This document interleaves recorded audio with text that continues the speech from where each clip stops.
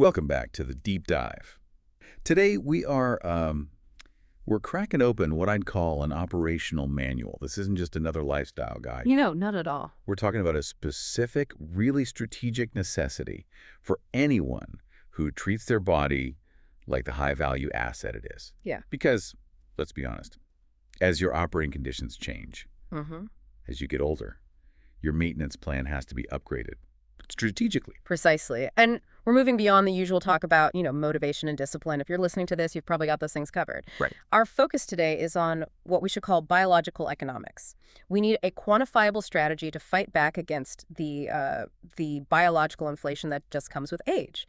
It's about applying executive-level thinking to your own cellular maintenance. And our mission for this deep dive, which is grounded in some fantastic strategic material from sundried.com, is to really dissect the operational requirements of hitting the 2.0 grams of protein per kilogram of body weight threshold. And we should be clear, this isn't a suggestion. For anyone looking for optimized performance and, crucially, preservation, this is the mandate.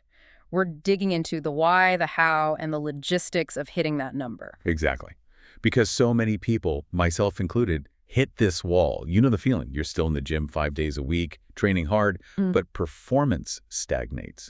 Or worse, you feel like your physique is gradually softening, even with all that effort. That is the standard narrative, and it's not a crisis of motivation, it's a crisis of biological economics. Yeah. Your input-to-return ratio is it's declining. It's so frustrating. You put in the same work, maybe even more, and the results just don't match up. Well, the strategy you used in your 20s, what we'd call the accumulation phase, it was based on a very forgiving biology, highly responsive. But once you cross into your 40s and beyond, you're in a new phase. It's the preservation and optimization phase. And if you don't aggressively, and I mean aggressively, adjust your nutritional inputs to meet this new biological reality, you are, by default, fighting a losing battle against age-related muscle loss. You have to overcompensate just to stay even. So over the next half hour or so, we're going to unpack exactly why the body becomes so anabolically resistant. We'll get into high ROI metrics like the protein-to-energy ratio, the PE ratio to audit your food, and then map out the timing you need to get the maximum return on every single gram you eat. This is about getting your control back. Yeah. Okay, let's start with that big picture, that financial analogy you mentioned. At 25, your body was basically in a massive bull market. Oh, absolutely. You could do a pretty basic workout, maybe eat a chicken breast afterwards, and you just see these huge immediate returns. Muscle growth, quick recovery, small input, massive results. That era of easy gains, that physiological bull market, it ends. And it often ends pretty abruptly, without much warning. When you cross that fourth decade mark, you are operating in what we're calling an inflationary biological environment.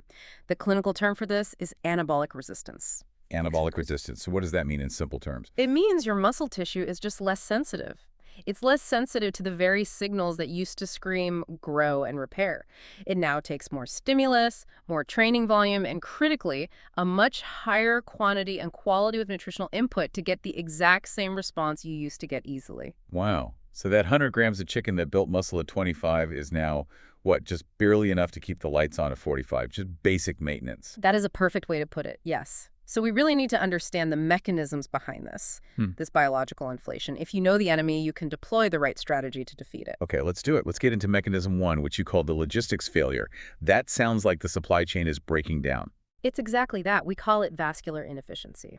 As we age, there's a measurable decline in capillary density. And the function of the endothelial cells that line your blood vessels, that declines too. Yeah. Think of your circulatory system as a giant network of delivery trucks on a highway. They're carrying the vital supplies, the amino acids from the protein you just ate, from your bloodstream to the factory floor, which is your muscle cells. So even if the building materials, the amino acids, are in the blood, the roads are getting congested, the delivery trucks are getting slower. Exactly right. The blood flow to your muscles becomes less efficient. You can eat 40 grams of high-quality protein, but the delivery system is just sluggish. A big chunk of those amino acids might not even reach the muscle cells in the right time window or in the right concentration. So they just get wasted. They get oxidized or used for other less important things. The infrastructure itself has degraded. It's like you're paying a biological delivery tax where you lose, say, 20% of the material just in transit. That's a huge insight. Okay, let's move to mechanism two. the ignition key, or as you call it, the leucine threshold. Leucine is, arguably the most critical piece of this whole puzzle. It's an amino acid, but it's not just a building block. It's the direct ignition key for muscle protein synthesis. It's what turns on the MTOR pathway. And MTOR, I've heard this described as basically the master on switch for muscle growth in the body. That's the simplest way to think about it, yes. Now, when you were younger, your cells were incredibly sensitive to it. The ignition needed a very small key. Maybe 1, maybe 2 grams of leucine in a meal was enough to flip that switch and start the growth signal. And now? Because of this resistance. Now the ignition requires a much, much bigger key. The research, especially on adults over 40, it's pretty clear. To reliably trigger muscle synthesis, you need to hit 3 to 4 grams of leucine in a single concentrated pulse. A pulse, not spread out. Not spread out. If you eat a meal with, say, 15 grams of protein from some mixed source, but it doesn't cross that leucine threshold, the MTOR engine simply does not start.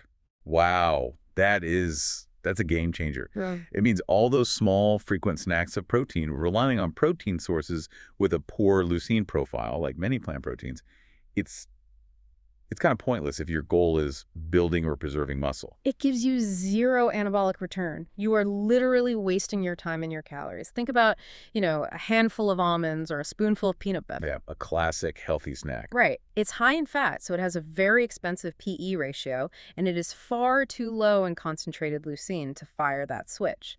It's an energy source, sure, but it's not a structural material source for an older athlete. Okay, that's crystal clear.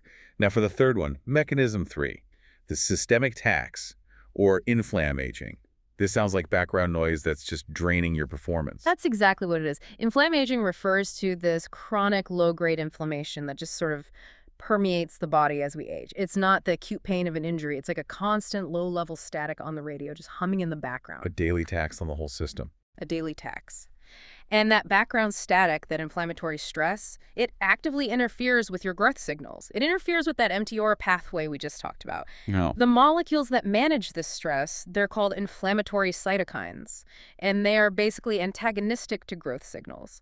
So every single day, a percentage of your potential growth signals are just muted or canceled out by this chronic inflammation. It's draining your metabolic profit margin before you even start. Okay, so let me recap this. We have a biological system where, number 1, the nutrients are delivered poorly because of vascular inefficiency.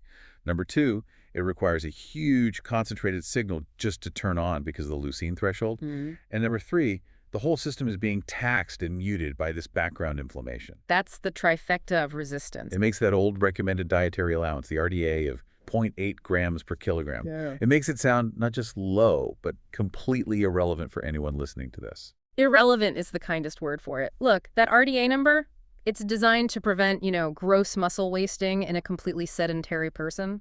It's a plan for sedentary survival. Right. Not for performance. For the person listening to this, the executive athlete who wants athletic compounding, who wants structural integrity, adhering to the RDA is a bankruptcy player. The 2.0 g-kilogram protocol is the only brute force method we know of that's high enough to consistently overcome all 3 of those forms of resistance. All right, so we've established the why. The biological case is made. Let's make this tangible. The mandate is 2.0 g-kilograms. Let's run the numbers for our listener, that hypothetical 85-kilogram executive athlete. The math is simple, but the result is usually pretty shocking for people. An 85-kilo person is about 187 pounds, so 85 kilograms times 2.0 grams. That gives you a daily target of 170 grams of protein. 170 grams. And that's the floor. That is the non-negotiable minimum for preservation and optimization. I remember when I first tried to hit that number, it really forces you to confront everything you thought you knew about food volume. It's easily double, maybe even triple, what most people think of as a standard serving of protein at a meal. And that volume, that's what leads directly to the single biggest reason people fail at this. We call it the caloric conundrum. Explain that. Well, protein doesn't exist in a vacuum, right? It's always packaged inside of food. And that food matrix contains energy. It contains calories, usually from fat or carbs. So if I just try to eat double the food I was eating before, like a huge steak, a lot of cheese, handfuls of nuts, I might hit the protein target, but I'm going to gain weight. You will absolutely gain weight. If you rely on what we call expensive protein sources, fatty meats like ribeye, nuts, full-fat dairy, you will hit your 170 grams of protein. but you will simultaneously blow your energy budget for the day completely out of the water. Which is the exact opposite of what we're trying to achieve. It leads to asset depreciation. You gain unwanted body fat, which harms your metabolic health and completely counteracts your fitness goals. So the whole strategy demands that we get surgical about our food choices. We have to find the absolute maximum value. How do we do that? You have to fundamentally change the metric you use. You have to stop thinking in terms of just calories or just grams of protein in isolation. You have to start operating based on the protein to energy ratio, the PE ratio. PE ratio. This is such a crucial concept. It's really what separates strategic optimization from just dieting. Can you break it down in practical terms? PE is basically a measure of protein profitability. It asks the simple question: for every calorie I spend, how much protein profit do I get back? You are hunting for high-yield investments. Maximum grams of protein for the minimum caloric cost. Okay, so give me an example. A large handful of almonds, it's got about 6 grams of protein, but it also has 160 calories, almost all from fat. Terrible PE ratio. Right. Now, compare that to liquid egg whites. You can get 6 grams of protein from egg whites for maybe 30 calories. The difference is astronomical. It's a 10-to-1 difference in caloric cost for the same protein profit. And focusing on those high PE sources is what gives you the metabolic freedom to actually hit that 170-gram target without gaining fat. It's the only way. The lower the PE ratio of a food, the higher the caloric tax you pay for that protein. Thinking this way allows you to manage the calorie side of the equation almost passively. Okay, so let's get into the strategic shopping list. Organizing our food assets by their PE ratio, by their return on investment. Let's start with category 1, the high-yield bonds. These are the workhorses, right? The things that drive the volume. These are the absolute staples, the low-cost, high-volume drivers that form the backbone of the entire protocol. We are talking about lean poultry so, chicken breast, turkey breast, and white fish. Yeah. Things like cod, halibut, tilapia. And what makes them so efficient? Minimal fat content, that's the key, which means they have an extremely favorable PE ratio. Let's get the hard data, because this efficiency is... A standard 100-gram serving of cooked chicken breast, which is, a pretty modest portion visually, will give you about 31 grams of protein for only 165 calories. That is superb efficiency. in whitefish. Whitefish, like cod, is arguably even better. It's basically protein packaged with water. This allows you to load up on massive volume, even if your calorie budget is super tight. If you need 40 grams of protein, but you've only got 150 calories left in your budget for the day, whitefish is your #1 asset. And let's talk about the visual audit here, because this is so important. That old idea of a deck of cards size serving of protein, that's just a joke if we're fighting anabolic resistance. It's completely insufficient. So what should a real serving look like on the plate if you're aiming for that 40 to 50 grams per meal? You have to internalize this instruction. Double your position. Think 2 full palms of lean protein at your main meals. If you're weighing your food, 100 grams of cooked meat isn't enough. You need 150, maybe even 200 grams per major meal to consistently hit that 40-50 gram target and, just as importantly, that high leucine threshold. Okay, moving on. Category 2, the hybrid asset. Let's talk about eggs. Everyone loves eggs. They're seen as this perfect food, but they present that classic PE challenge. They are magnificent. I mean, from a quality standpoint, they are the gold standard for bioavailability. They score a perfect 1.0 on the PDCAA scale. That's the protein digestibility corrected amino acid score. Which basically means your body uses every single gram of protein in them. Almost every gram. Nothing goes to waste. However, we run into a load management problem when we're chasing high volume. That caloric conundrum comes right back. Right, so if I need 40 grams of protein for breakfast. If you tried to get that 40 grams just from whole eggs, you'd need to eat about 7 of them. And the cost, you're looking at around 520 calories and a whopping 35 grams of fat. If you're trying to stay lean, that's just poor load management. You've spent way too many calories for that protein return. So what's the engineer's solution? How do we get the quality of the egg but ditch the high fat cost? We use the hybrid omelet. This is all about strategic resource allocation. You combine 2 whole eggs. You need those for the yolk, which has vital nutrients like vitamin D and choline for hormonal health, with a pure protein profit driver. About 200 to 250 milliliters of liquid egg whites. And what does that combo give you in terms of numbers? That'll land you right around 35 to 40 grams of protein, but for only about 250 to 280 calories. You get the nutrient density from the yolks, but you leverage the pure lean protein efficiency of the whites. You've just cut the fat and the calories by more than half compared to using 7 whole eggs. It's just smart strategic engineering. Okay, category 3, the strategic asset, salmon. This one can be confusing because it's higher in calories, higher in fat than chicken or cod. So why is it a necessary part of the protocol? Salmon is unique. It functions as both a structural material and as critical maintenance support for the whole system. Yes, it's more calorically dense, but the return on investment comes from its unique payload of omega-3 fatty acids, specifically EPA and DHA. And how do those fatty acids help with the protein strategy itself? They directly fight back against anabolic resistance by improving your insulin sensitivity, and they are powerful anti-inflammatories. So they essentially grease the anabolic machinery. They make your muscle cells more receptive to all the other nutrient signals. So by eating salmon, I'm making the chicken I eat tomorrow more effective. That's a great way to think about it.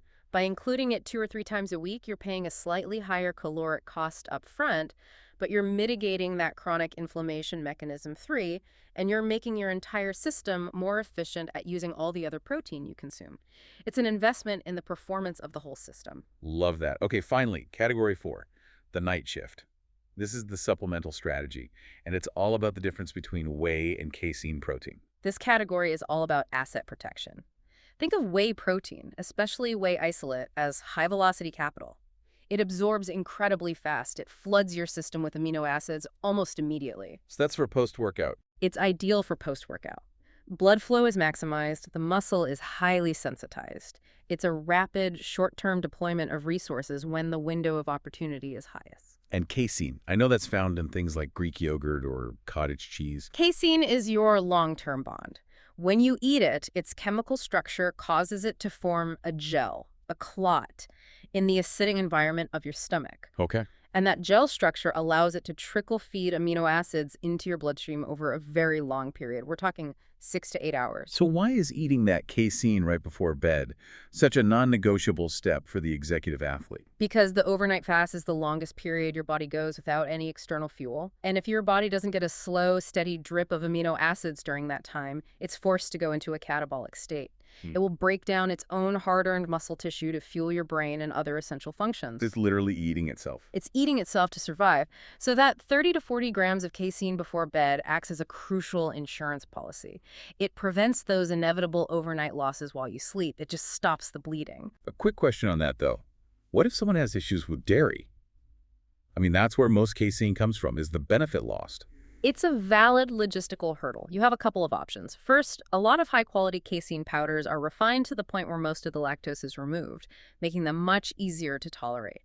But if dairy is completely off the table, you fall back on the principle. Your last meal of the day has to be a large serving of slow-digesting, solid protein, like a big chicken breast with fibrous veggies. It won't be as perfect as casein, but it will still provide a much slower release profile than, say, whey. The principle of the slow-release night shift is what's non-negotiable. Okay, we've got the materials list. We know we need 170 grams of high PE protein.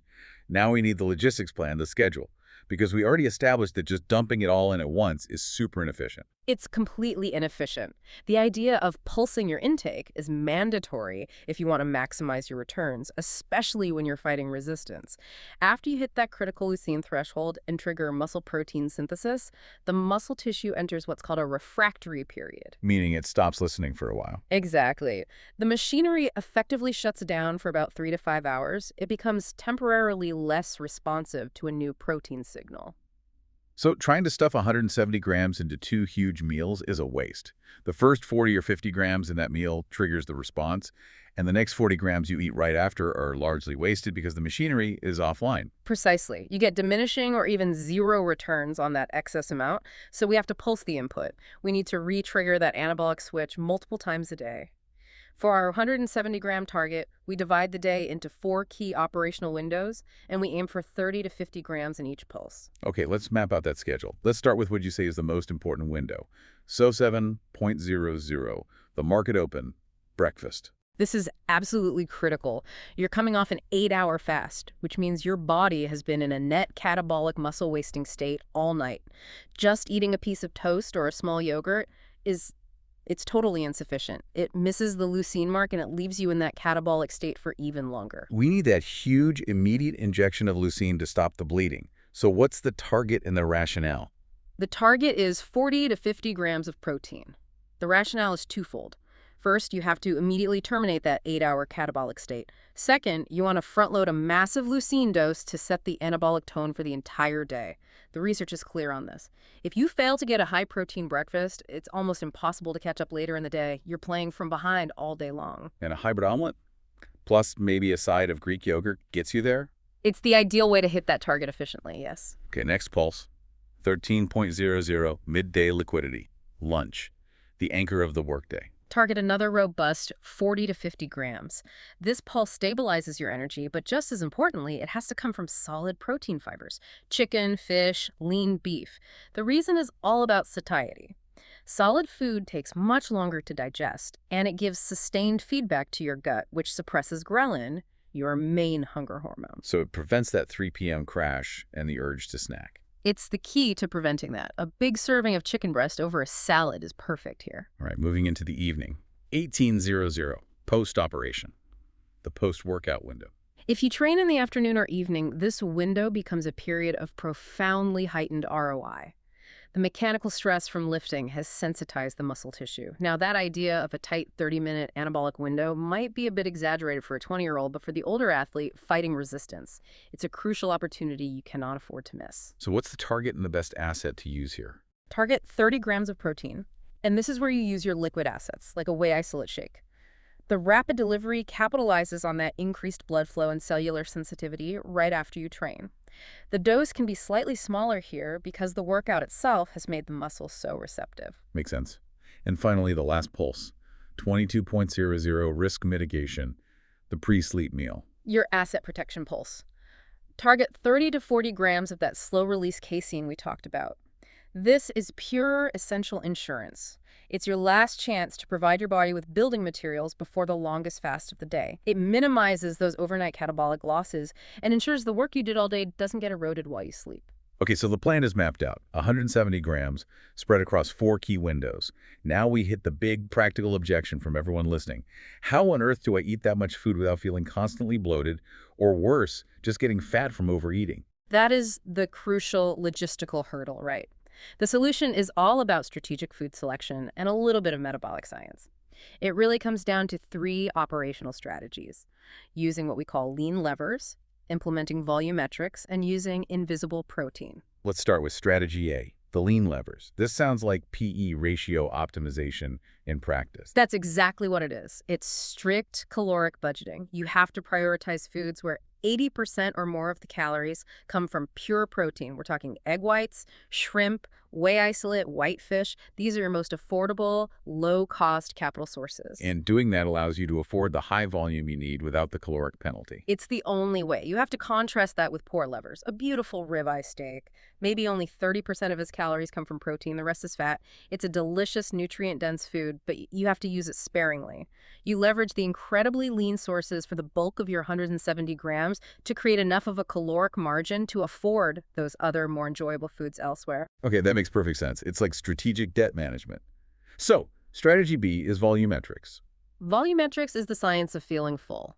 A primary signal your brain gets for satiety comes from stomach distension, the physical stretching of your stomach. If you just eat a dense block of protein, like a plain chicken breast, it's calorically efficient, but you'll probably be hungry again pretty quickly because it doesn't take up much space. So the action here is to combine that high-yield protein with a huge amount of physical bulk that costs almost no calories. Yes. You chop up your 40 grams of chicken and you mix it into a massive bowl of spinach or shredded cabbage or other low-calorie greens. The physical volume of the vegetables stretches the stomach, sends that I'm full signal, and prevents hunger, all without any significant caloric penalty. It's the secret to managing high protein volume without feeling perpetually hungry. But I can hear the time-crunched executives saying chopping up a massive salad is too time-consuming. Is there a trade-off? Of course. And we'll get to the time crunch approach. But the principle is what matters. The traveling executive can buy pre-chopped vegetables or frozen veggie mixes they can quickly steam. They outsource the labor of chopping, but they don't skip the principle of mixing bulk with density. The strategies aren't mutually exclusive. Got it. And strategy C, the idea of invisible protein. This is all about fortifying your intake without mentally registering the burden of another heavy meal. It's key for consistency, for avoiding meal fatigue. Give me an example. A fantastic one is using liquid egg whites in your morning oatmeal. If you stir them in while it's cooking, they just create this creamy, thick, custard-like texture, no weird flavor, and you've just effortlessly added 12 to 15 grams of pure protein to a carb meal.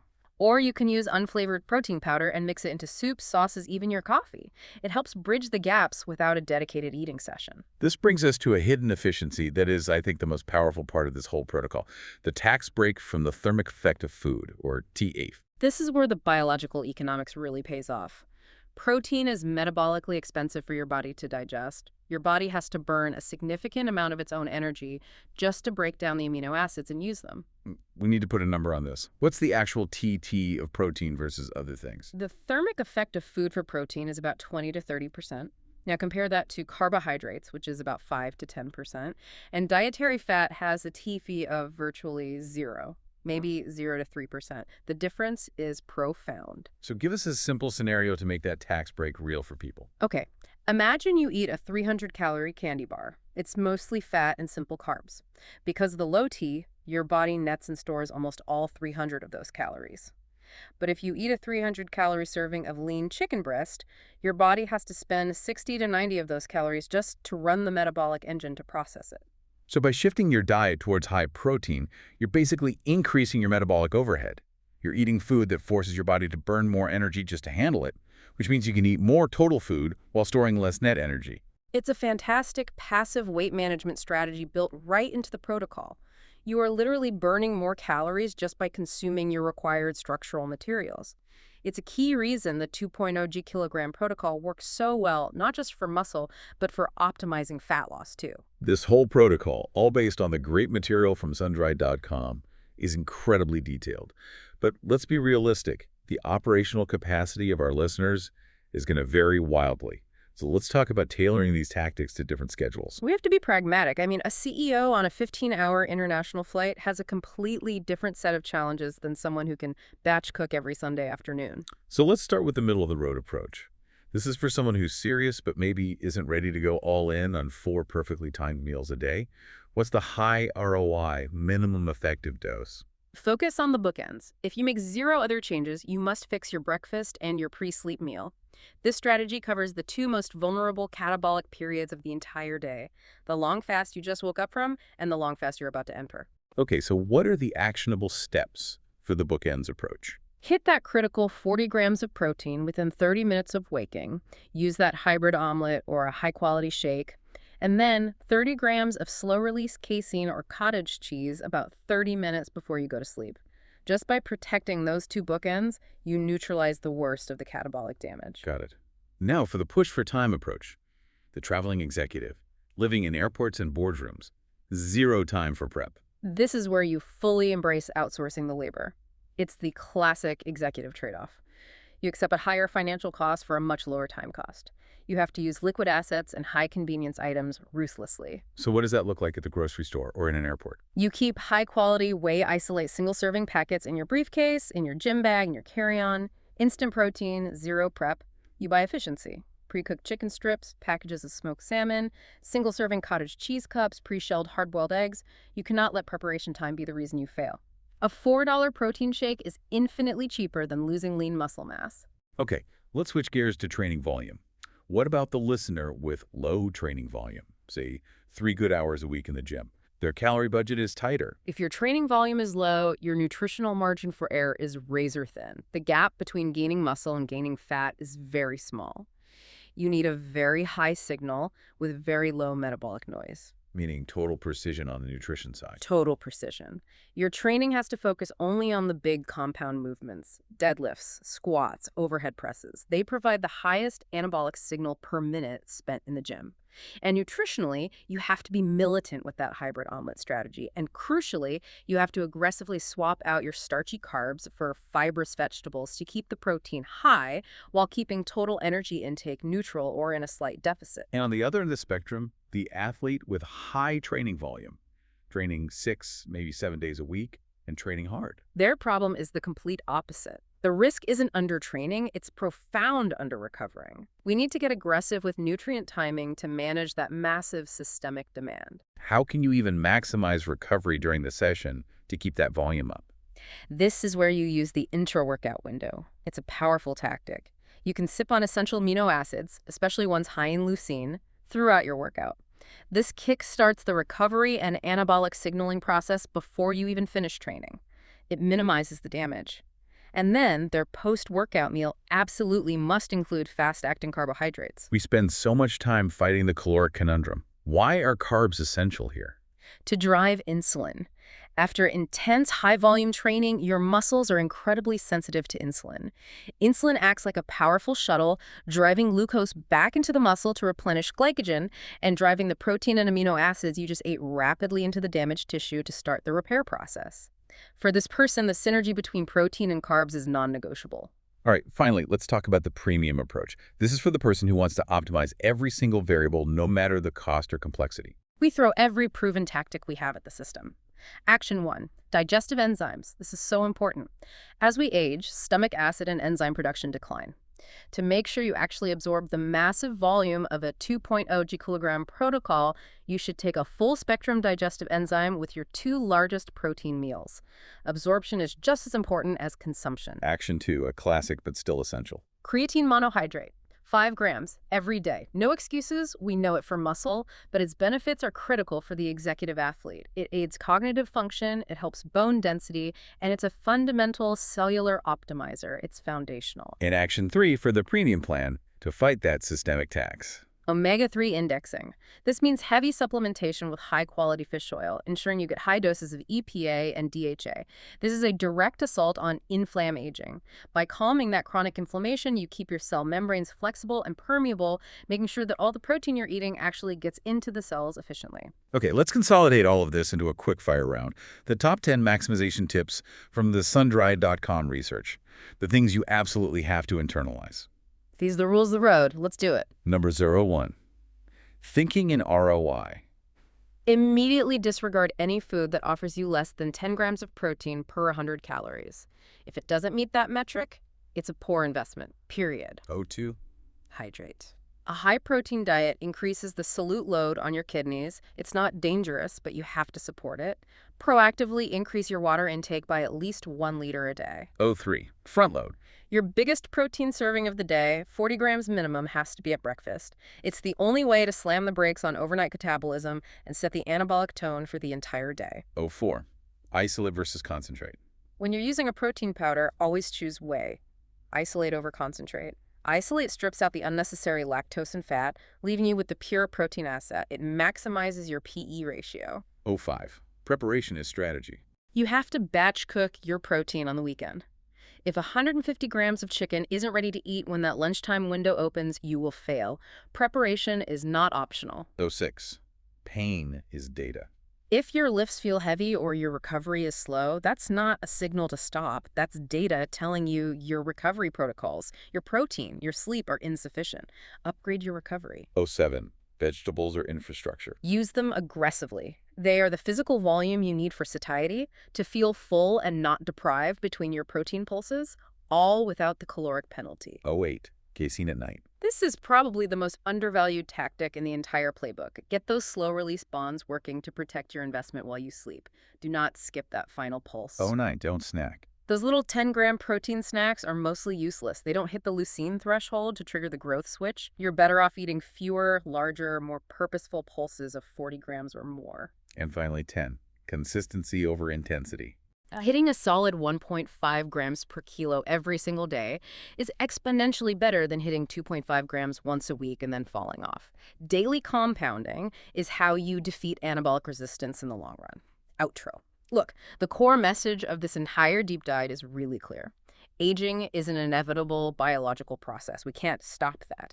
But the decline in your performance and your structural integrity, that is absolutely optional. Yeah. By viewing this 2.0 gikilogram protein intake not as some vague diet tip, but as a precise biological strategy, you actively regain control. You capitalize on your inputs and you protect your most valuable asset, your physical capacity. That is the perfect way to put it. Capitalization and preservation. And this entire strategic deep dive, all the tactics we talked about today, it's all based on the fantastic and comprehensive research available from sundried.com. We really encourage you, go to their site and try out the quick quiz they have. Test your knowledge right away and start putting this into practice today. And here's one final thought to leave you with, and it connects right back to that execution strategy.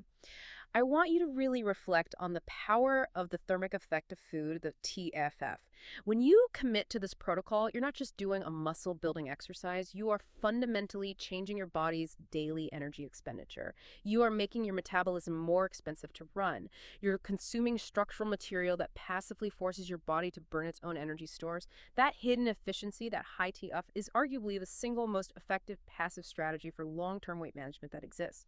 You are literally burning more calories just by sticking to the plan. Execute the plan.